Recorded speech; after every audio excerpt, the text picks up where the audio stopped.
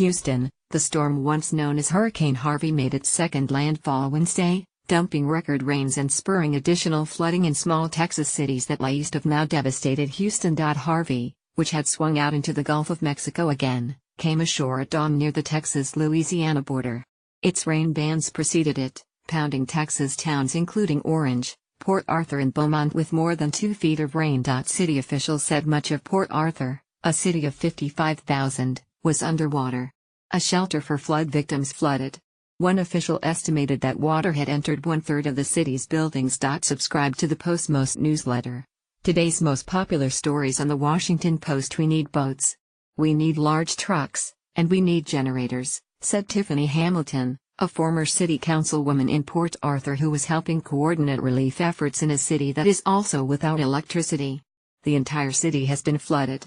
About 80 miles to the west, the Houston area was just beginning to recover from the biggest rainstorm in the recorded history of the continental United States. Nearly 35,000 people were in shelters. Thousands of homes were still submerged. Houston Police Chief Art Acevedo said Wednesday that 20 people remained missing in the city.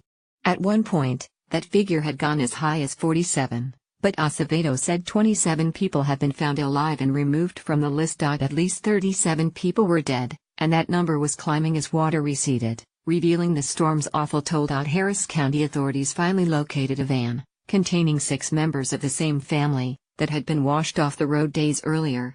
All 6 were dead. A few miles away, authorities discovered the bodies of 2 friends who had gone out in a boat Monday, trying to rescue neighbors.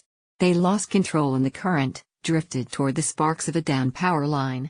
They jumped in. 3 other men, including 2 journalists from a British newspaper, suffered electrical burns but survived by clinging to a tree above the water. By Wednesday afternoon, the remnants of Harvey had moved into Louisiana, and by the evening had weakened to a tropical depression.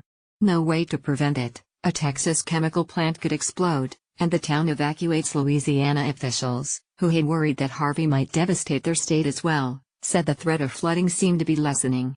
Somewhere between being complacent and being panicked is the right place to be, said Governor John Bel Edwards. That's where we're going to ask the people of Louisiana to settle.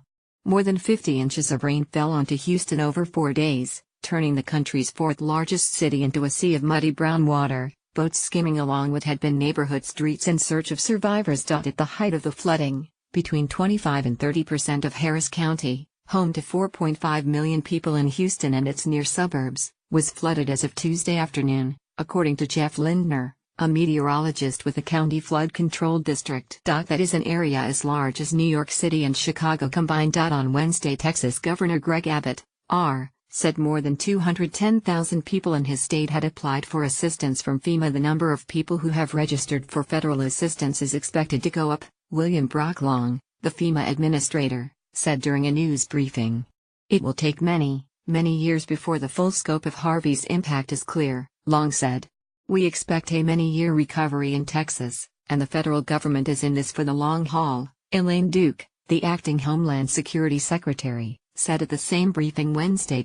President Trump has pledged swift federal aid in response to Harvey's devastation. Abbott said that given the sheer number of people and geographic area impacted, he expects the federal government's aid package should be far in excess of the roughly $120 billion in funds allotted for Gulf Coast recovery after Katrina. Trump could request a package of emergency funding to deal with the damage caused by Harvey as soon as next week, a senior administration official said, reshuffling the political agenda as the White House scrambles to deal with devastation left by the storm. The funding package is expected to only be a partial down payment and serve in part to backstop depleted reserves that the Federal Emergency Management Agency had on hand to respond to disasters. No final decision on the funding request has been made and it could fluctuate based on conversations with lawmakers.